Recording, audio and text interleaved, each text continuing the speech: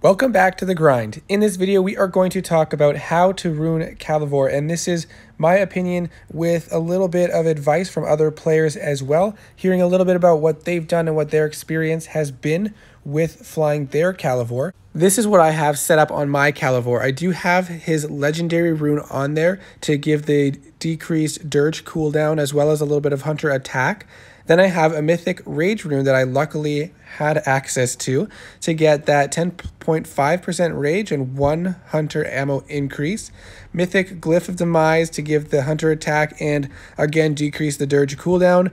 And then I have a legendary rage glyph that gives rage and hunter ammo increase. And then finally I put my last choice because I did not have another glyph that had both rage and ammo. I decided to go with rage for the time being, and we'll talk a little bit about why. So if you haven't seen, basically the focus is rage and ammo, and then after that hunter attack, unless you personally have a preference of HP. If maybe you're not the most perfect flyer, you don't like having to be exactly precise, and you want to be able to take a couple hits, because Calavore does not have a lot of access to heal outside of building destruction, then you may want a little bit of health. But for the optimal setup, we would want rage and ammo. Probably focus on rage first. And let's go take a quick look at a flight and explain why. So we're going to give a go at this base here. This is a challenging base for my dragons, although I haven't hit them in a little while. So we'll see how it ends up going.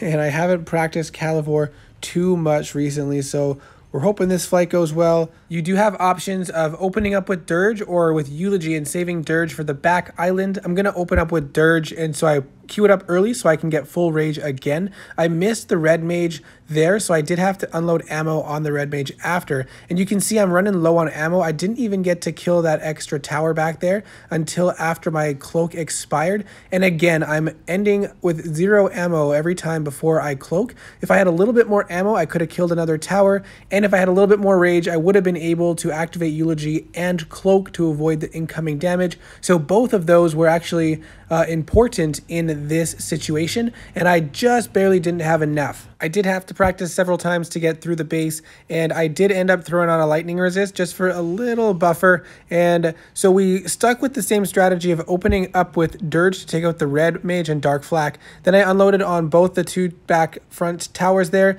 and then tried to get those towers down on the front of 4, but did not have enough damage. Then I froze and then waited for Eulogy to come back and then took out the remaining towers.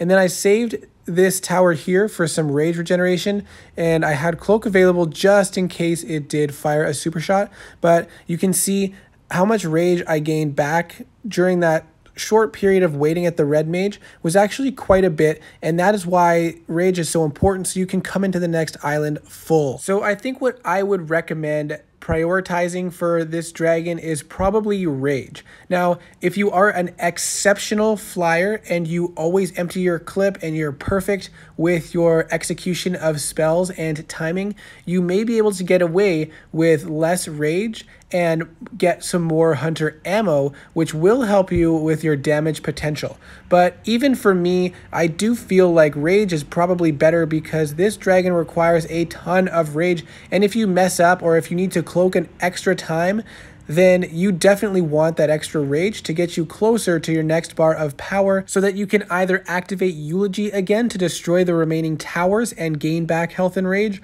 or use cloak again so that you can avoid some incoming shot like from a howitzer. And that's what's going to keep you alive more so than the extra ammo that you might get if you were putting that on instead of rage. Now, if you have a rune or glyph that has both, that is perfect for Calavore. Now, the discussion of hunter attack is that ammo in general is more valuable than hunter attack, especially for dragons that do have spells that refill their ammo, just like Calavore does with his cloak.